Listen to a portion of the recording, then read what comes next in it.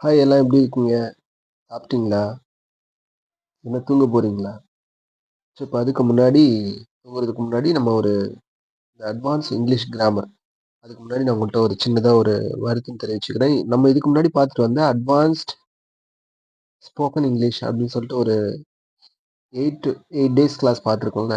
So அதோட continuation வந்து நம்ம வந்து வீடியோஸ் இனிமேல் வராது. ஸோ அதுக்கு பதிலா நான் உங்களுக்கு என்ன செய்றேன் அப்படின்னா, அந்த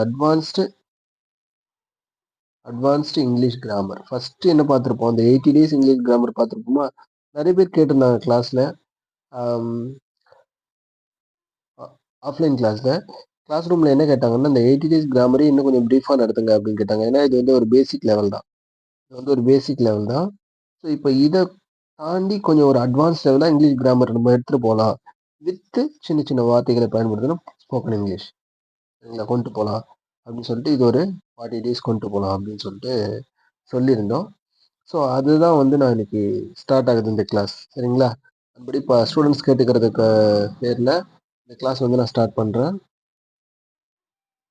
ஸோ இப்போ என்ன அப்படின்னா, இன்னைக்கு ஸ்டார்ட் பண்ண போறது அட்வான்ஸ்டு இங்கிலீஷ் கிராமர். சரிங்களா? கிராமர் இன்னும் நம்ம டெப்த்தா பார்க்கலாம். சரிங்களா? ஓகே. அப்ப இன்னைக்கு என்ன பார்க்க போறோம் அப்படின்னா, நான் ஆல்ரெடி சொல்லியிருந்தேன் ப்ரிப்போசிஷன் அப்படின்ற டாபிக் தான் இன்னைக்கு நம்ம பார்க்க போறோம். ப்ரிப்போசிஷன்னா என்ன? ஒரு நவுன் இருக்கு. அதாவது சென்டென்ஸோட முதல் வார்த்தையை நம்ம சப்ஜெக்ட்னு சொல்லுவோமா? அந்த சப்ஜெக்ட் என்னவா இருக்கும்? நவுனா இருக்கும். நவுன்னா என்ன? இந்த உலகத்துல இருக்கிற எல்லா பொருளுமே நவுன் தான். அப்படின்னு ஞாபகம் வச்சுக்கங்க. சரிங்களா? அதுதான் நம்ம பேச போற வார்த்தையினுடைய, இல்ல எழுத போற வார்த்தையினுடைய முதல் எழுத்தா வரும். அப்படி முதல் எழுத்தா வர்றது தான் நம்ம இங்கிலீஷ்ல என்ன சொல்றோம்னா, ஐயோ! சப்ஜெக்ட்ன்னு சொல்றோம். சரிங்களா? சப்ஜெக்ட்ன்னு சொல்றோம். இந்த சப்ஜெக்ட் என்னவா இருக்கும்? நவுனா இருக்கும். அந்த நவுன்னா என்ன? இந்த உலகத்துல இருக்கிற எல்லா பொருளுமே நவுன் தான். அசையறது, அசையாதது. அதுதான் நம்ம ஒரு சென்டென்ஸ்ல முதல் எழுத்தா வச்சு பேசுவோம், இல்ல எழுதுவோம். இங்கிலீஷ் கிராமர்ல. சரிங்களா? அப்போ ஒரு நவுனையும் சென்டென்ஸோட பார்ட்டையும் கனெக்ட் பண்றது என்ன அப்படின்னு கேட்டீங்கன்னா, அதுதான் ப்ரிப்போசிஷன். சரிங்களா? சென்டென்ஸோட முதல் வார்த்தையும் ரிமைனிங் பார்ட்டையும் கனெக்ட் பண்ணக்கூடியது தான் வந்து ப்ரிப்போசிஷன். சரிங்களா? ஓகே. இப்போ ப்ரிப்போசிஷன்ஸ் வந்து உங்களுக்கு நிறைய தெரிஞ்சிருக்கணும். ஏன் அப்படின்னு கேட்டீங்கன்னா, எந்தெந்த இடத்துல எத எத பயன்படுத்தணும் அப்படின்னு சொல்லிட்டு நிறைய தெரிஞ்சிருந்தா மட்டும் தான் நீங்க ப்ரிப்போசிஷன்ஸ் வந்து கிளியரா யூஸ் பண்ண முடியும். சரிங்களா? இன்னைக்கு வந்து ஒரு ஸ்டார்ட்டிங் கிளாஸ் தான். நிறைய சொல்றேன். சரிங்களா? பட் அதுக்கு முன்னாடி ஒண்ணு சொல்றேன். ப்ரிப்போசிஷனுக்கு வந்து மீனிங் இல்ல. ப்ரிப்போசிஷனுக்கு வந்து இதுதான் மீனிங் அப்படின்லாம் எந்த மாதிரியான ஒரு இதுவும் இல்ல. சரிங்களா? உதாரணத்துக்கு இந்த ஆன்னா மேல, அட்டுனா இல், ஆஃப்னா உடைய, இந்த மாதிரியான வார்த்தைகளுக்கு இந்த மாதிரியான மீனிங் இல்ல. அப்போ ப்ரிப்போசிஷன் அப்படின்னாலே அதுங்களுக்கு எப்பொழுதுமே மீனிங்கே இல்ல. ஓகேவா? அப்ப என்ன எப்படி இத வச்சு நம்ம கரெக்ட்டா சொல்லணும் அப்படின்னு கேட்டீங்கன்னா, ஒரு டைம குறிக்கும்போது சில வார்த்தைகள பயன்படுத்துவோம். அந்த டைமுக்கு ஏத்த மாரி. நேரத்த குறிக்க. அதே மாரி ஒரு பிளேஸ் குறிக்கணும். இடத்த குறிக்கணும். அது மாரி வார்த்தை. சரிங்களா? ஒரு மூவ்மெண்ட்ட சொல்லணும். அதுக்கு தனியான வார்த்தைகள் இருக்கு. ஸோ இந்த மாரியான பர்ட்டிகுலரா இந்தந்த செயலுக்கு இந்த மாரியான வார்த்தைகள் இருக்கு. அப்படின்னு சொல்லிட்டு சொல்றது தான் ப்ரிப்போசிஷனே தவிர, மத்தபடி இந்த ப்ரிப்போசிஷனுக்கு எந்த மீனிங்கும் இல்ல. ஓகேங்களா? அப்படி பார்க்கும்போது, இன்னைக்கு ப்ரிப்போசிஷன்ல ஒரு பொசிஷன் ஏதோ ஒரு பொருள் இருக்கு. இல்ல 2 பொருள தொடர்புபடுத்தி பேசுறோம். சரிங்களா? இல்ல ஒரு மூவ்மெண்ட் இருக்கு. ஒரு இடத்துல இருந்து இன்னொரு இடத்துல ஒரு பொருள் வந்து நகர்ந்து போகுதுன்னா, அந்த மூவ்மெண்ட்ட பத்தி பேசுறதுக்கு எந்தெந்த மாரியான வார்த்தைகள்லாம் நம்ம இங்கிலீஷ்ல இருக்கு ப்ரிப்போசிஷன் அப்படின்றத பார்க்கிறோம். சரிங்களா? ஓகே. அப்போ ஃபர்ஸ்ட் என்ன? அக்ராஸ் இல்ல ஓவர். இந்த 2 வார்த்தைகளுமே நமக்கு வந்து முன்னாடி நம்ம தெரிஞ்சிருக்கும். அக்ராஸ், ஓவர் அப்படின்னா, நம்ம உடனே அக்ராஸ்னா குறுக்கே அப்படின்னு ஒரு மீனிங்கையும், ஓவர்னா மேலே அப்படின்னு ஒரு மீனிங்கையும் வச்சிருப்போம். அப்போ ஆண்னாலும் மேலே. அதானே? அபோவ்னாலும் மேலே. ஸோ அப்போ இந்த வார்த்தைகள் எல்லாத்துக்குமே மேல தான் வருது. ஆனா, ஓவர், ஆன், அபோவ் இதெல்லாம் நம்ம எந்தெந்த இடத்துல யூஸ் பண்ணணும்னு நம்ம தெரிஞ்சுக்கணும். எல்லாம் மேல தான். ஒரு ஆப்ஜெக்ட்டுக்கு மேல இன்னொரு ஆப்ஜெக்ட் இருக்கிறத சொல்றது தான் இந்த 3 வார்த்தைகளுமே. ஆனா, இது எங்கெங்க நம்ம யூஸ் பண்ணணும் அப்படின்னு தெரிஞ்சுக்கணும். சரியா? ஃபர்ஸ்ட்டு அக்ராஸ் பத்தி பார்க்கலாம். அப்போ அக்ராஸ்னா குறுக்க தான். பட் அது எந்தெந்த இடத்துல யூஸ் பண்ணணும்? குறுக்கேன்னு நம்ம வச்சுக்க முடியாது. சரிங்களா? ஓகேவா? ஓகே. இப்போ அக்ராஸ் பத்தி ஃபர்ஸ்ட்டு பார்க்கலாம். அக்ராஸும் ஓவரும் என்ன சொல்லுது அப்படின்னா, இந்த ப்ரிபோசிஷன் 2மே மூவ்மெண்ட்டு இல்ல ஒரு பொசிஷன பத்தி சொல்லுது. சரிங்களா? உதாரணத்துக்கு அக்ராஸ், ஓவர். ஒ இப்ப பாருங்களேன், நம்ம இந்த இடத்துல இருக்கோம்னு வச்சுக்கங்களேன். இந்த இடத்துல இருக்கோம். நம்மளோட அதர் எண்டுல ஒரு வீடு இருக்கு. இந்த மூவ்மெண்ட் இந்த இந்த இடத்துலேருந்து நம்ம இங்க ரீச் பண்ண போறோம் அப்படின்றபோது, நம்ம இந்த அக்ராஸ் ஓவர்லாம் நம்ம சொல்லலாம். சரிங்களா? அக்ராஸ் ஓவர்ல நம்ம சொல்லலாம். அந்த ரீச் பண்ண போற இடம் ஒரு பாலமா இருக்கலாம். இல்ல ஒரு ஆறு போயிட்டு இருக்கலாம். சரிங்களே சரிங்களா? ஒரு ஆறு போயிட்டு இருக்கலாம். ஒரு ஆறு ஓடிக்கிட்டு இருக்கலாம். அப்போ ஒரு இடத்துலேருந்து இன்னொரு இடத்துக்கு நம்ம போகணும். நீங்க தான் இங்க இருக்கிறீங்க. இங்க உங்க வீடு இருக்கு. இதோ இதான் உங்க வீடுன்னா, நீங்க இந்த இடத்த இடையில இங்கேருந்து இங்க ஆரம்பிச்சு இங்க போறீங்க. இடையில போகும்போது நடக்கிற அந்த மூவ்மெண்ட்ட சொல்லக்கூடிய வார்த்தைகள், அதுல ஒண்ணு தான் கிராஸும் ஓவரும். சரிங்களா? அது ஒரு வேளை இந்த இடத்துல ஒரு பாலம் இருக்கு, ஒரு ஆறு இருக்கு அப்படின்னு சொன்னா, அதுல அந்த 2 வார்த்தையும் நம்ம எப்படி மென்ஷன் பண்ணுவோம்னு சொல்றோம். சரிங்களா? யூஸ் பண்றோம் அப்படின்னு சொல்லிக்கலாம். ஓகே. இப்போ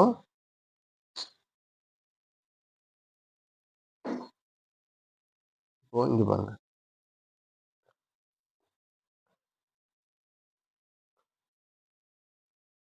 அக்ராஸ் த பிரிட்ஜ் அப்படின்னு இருக்கு. The bus comes across the bridge.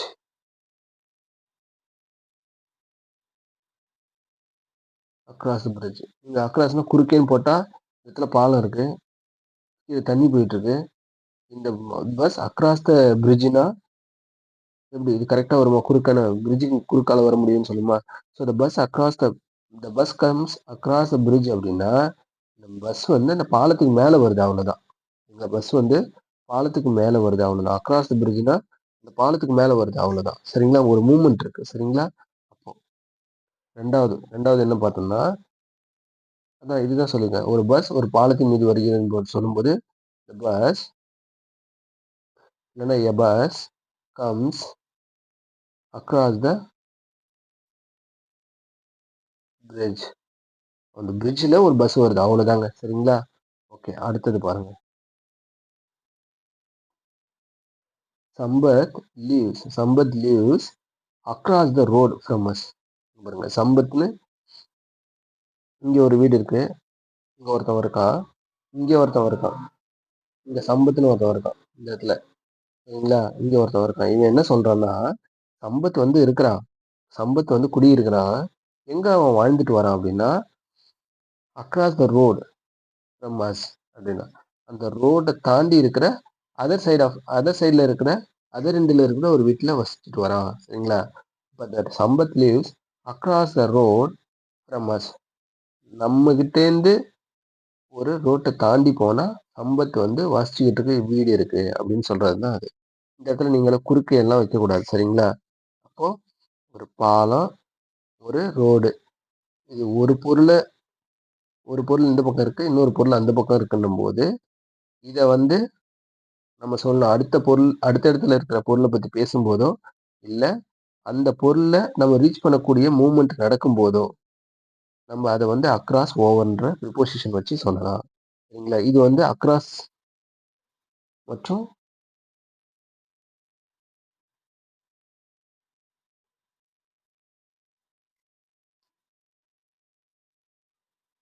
ஓவரோட usage. சரிங்களா? அக்ராஸ், ஓவரோட யூசேஜ்.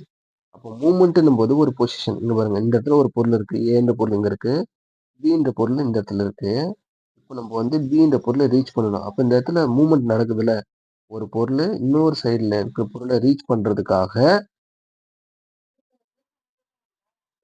ஒரு பொருள் இன்னொரு சைடுல இருக்கிற பொருள ரீச் பண்றதுக்காக நடக்கிற மூவ்மெண்ட்டையோ, இல்ல அதர் சைடுல இருக்கிற பொருள பத்தி பேசும்போது நம்ம அக்ராஸ், ஓவர் அப்படின்ற வார்த்தைகள நம்ம வந்து யூஸ் பண்றோம். அந்த இடத்துல போயிட்டு நீங்க வந்து அக்ராஸோ, ஓவர்ன்னு சொல்லிட்டு அக்ராஸ் குறுக்க, ஓவர்னா மேலன்னு வச்சுலாம் பார்க்கக்கூடாது. சரிங்களா? இங்க பாருங்க. அப்போ ஓகேங்களா? இது புரிஞ்சிருச்சா உங்களுக்கு? இப்ப பாருங்க. ஓவர் சொல்றேன் பாருங்க. ஓவர்னா என்ன? ஓவர் எப்பவுமே ஒரு உயரமான இடத்துல இருக்கிற பொருள்ல நடக்கக்கூடிய மூவ்மெண்ட்ட பத்தி பேசும். இது ஒரு மலைன்னு வச்சுக்கங்களேன். இது ஒரு மலை மவுண்டெயின்னு வச்சுக்கங்க. இந்த மவுண்டெயின் மேல ஒரு பஸ் போகுது. ஒரு பஸ் போயிட்டுருக்கு. இந்த மாரி உயரமான இடத்துல இருக்கக்கூடிய பொருள்ல நடக்கக்கூடிய மூவ்மெண்ட் பத்தி பேசும்போது ஓவர் சொல்லும். சரிங்களா? ஓவர்னாலும் நீங்க என்ன ஞாபகம் வச்சுப்பீங்க உடனே?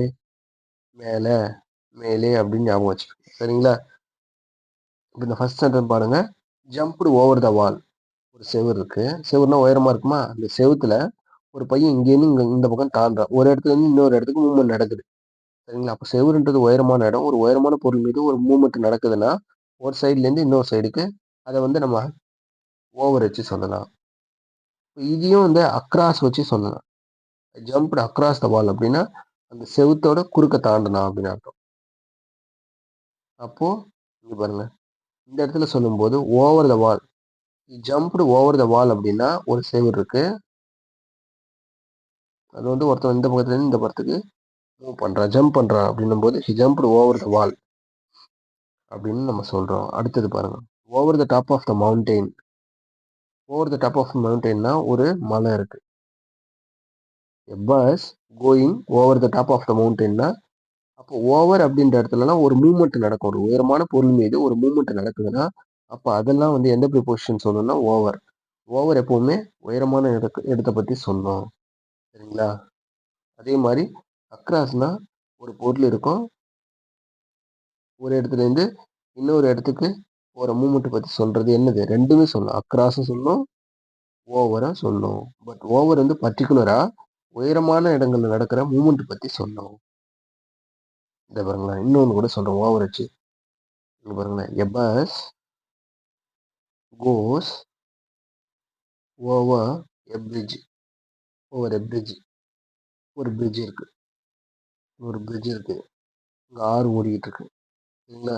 இந்த பிரிட்ஜ் மேல ஒரு பஸ் போகுது. பஸ் போயிட்டு இருக்கு. ஸோ அப்போ எ பஸ் கோஸ் ஒரு பஸ் ஒண்ணு போகுது. ஓவர் எ பிரிட்ஜ் அப்படின்னா பிரிட்ஜுக்கும் மேல.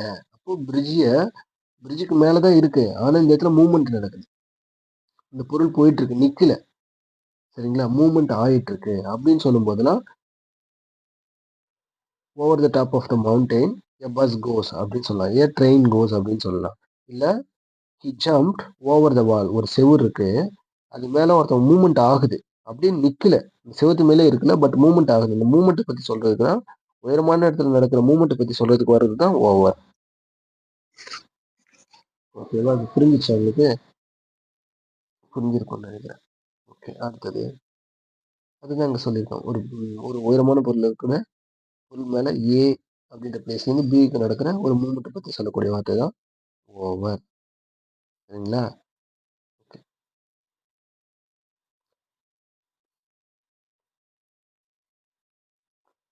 First across. அடுத்து அக்ராஸ் வந்து இன்னொரு யூசேஜ் பார்க்கலாம். அக்ராஸ் வந்து முன்னாடி என்ன சொன்னேன்?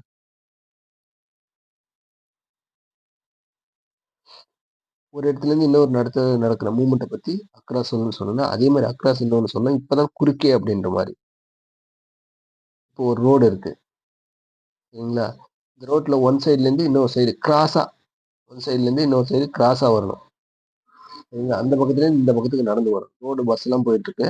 அப்போ அந்த பக்கத்துல இருந்து இந்த பக்கத்துக்கு நடந்து வரணும்னா, அப்போ வந்து இந்த மாதிரியான பொசிஷனுக்கு தான் நம்ம அக்ராஸ் யூஸ் பண்ணலாம். I came across the road அப்படின்னு சொல்லலாம். சரிங்களா? அப்ப அக்ராஸ் த ரோட் இந்த இடத்துல என்ன சொல்லுது? நானு அந்த ரோட்டுக்கு குறுக்க வந்தேன். அப்படியே ரோட்டு குறுக்கலயே நடந்து வந்துட்டேன் அப்படின்னு சொல்றாங்கல்ல. சரிங்களா? நான் இந்த பிரிட்ஜ் குறுக்காலயே நடந்து வந்துட்டேன். நான் இந்த ரோட்டு குறுக்காலயே நடந்து வந்துட்டேன் அப்படின்னு சொல்லும்போது, குறுக்கலயே நடந்து வந்துட்டேன்னு சொல்லும்போது, அப்பதான் அக்ராஸ் இந்த மாதிரியான ஒரு பொருள் ஸ்டாண்டர்டான பொருள் ஒரு இடத்துல இருக்கு. மூவ்மெண்ட் கிராஸா நடக்குது. அப்படின்னும்போது, அது அக்ராஸ் வச்சு நம்ம சொல்றோம். சரிங்களா? அதுக்கு அடுத்தது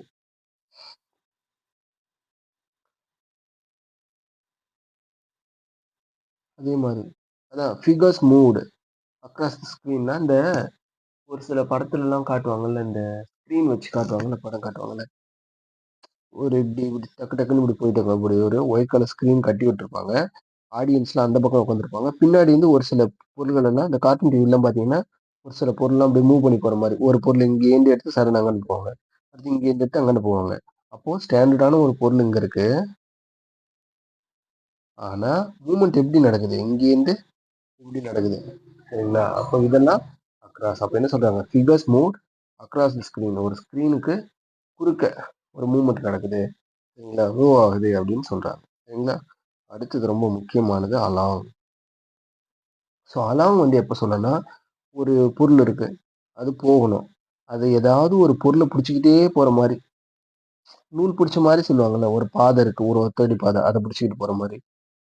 அதே மாரி ஒரு ஆறு இருக்கு. அந்த ஆத்து பக்கத்திலேயே போற மாரி. இல்ல ஒரு டேம் இருக்கு. ஒரு கரை இருக்கு. ஆற்றோட கரை இருக்கு. அந்த கரையிலேயே ஒட்டுனாப்புல போறது. நெறைய பேர் சொல்லுவாங்கல்ல, இந்த இங்கிலீஷ் மூவில கூட சொல்லுவாங்கல்ல, அனகோண்டா படத்துல கூட சொல்லுவாங்கல்ல, நீங்க வந்து இந்த பாதையே இந்த ஆற்று ஓரமாவே போனீங்கன்னா, நீங்க அந்த கரைய ரீச் பண்ணலாம். இங்க பாருங்க. If you walk along the road, you hit த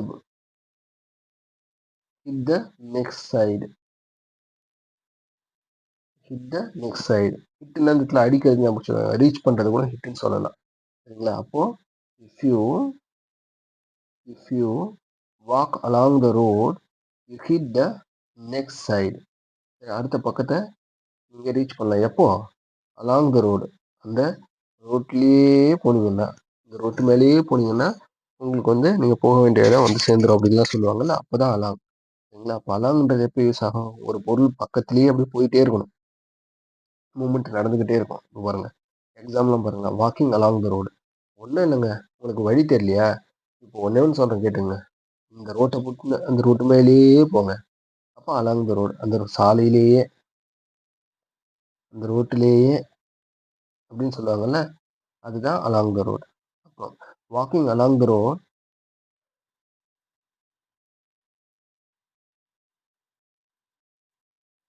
ஒரு நிமிஷம் கட் ஆகுற மாரி இருக்கு.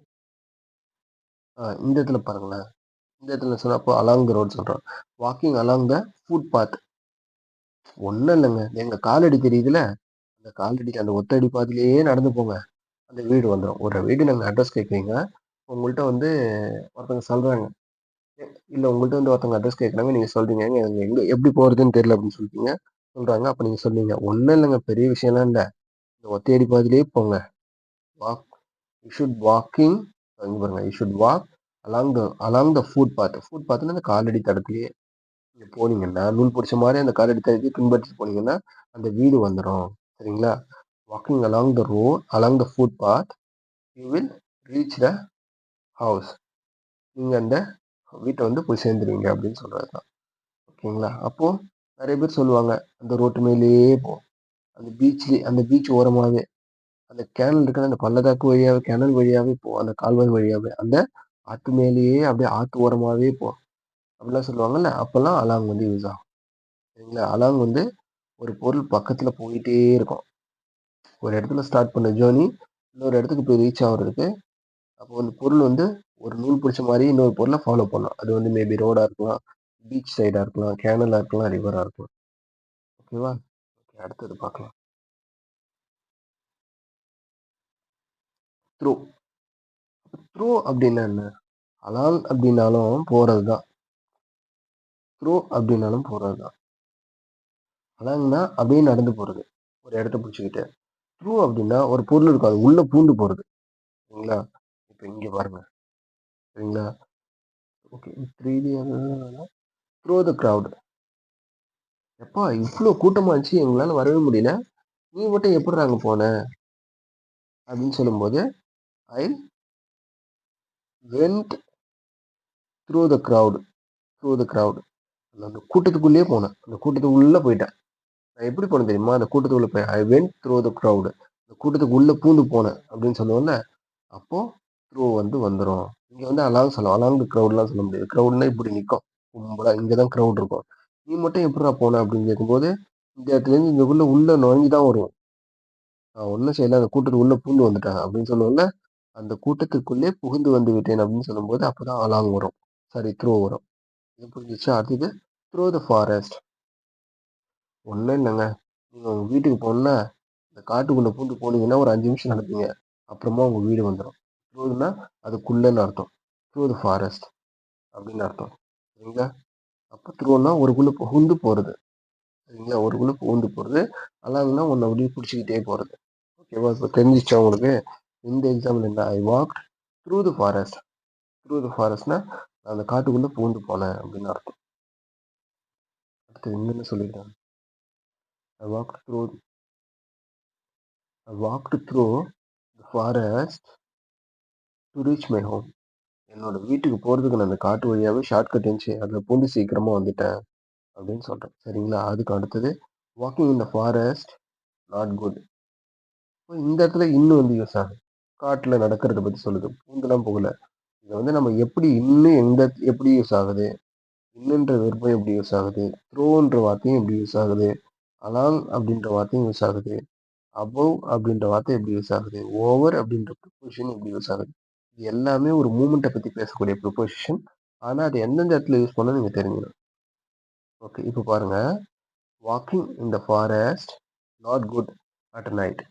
நாட் நைட்ல ஃபாரஸ்ட்லலாம் காட்டுலலாம் நடந்து போறது. காட்டுல நடந்து போறது நல்லது இல்ல அப்படின்னு அர்த்தம். இங்க பாருங்க, இங்க இன்னும் வந்துருச்சு. இப்ப இது காடு அப்படின்னா, அந்த காட்டுல நடந்து போறது. பொதுவா சொல்றாங்க. அப்ப இந்த ஃபாரஸ்ட் வந்து. இந்த இடத்துல நம்ம த்ரூ வச்சு கூட சொல்லலாம். Walking through the forest is not good at night அப்படின்லாம் சொல்லலாம். சரிங்களா? ஓகே. அப்ப இப்ப புரிஞ்சிருச்சா? பேசிக் கிராமர். ஆல்ரெடி நம்ம 80 டேஸ் கிளாஸ் பார்த்துருக்கோம்.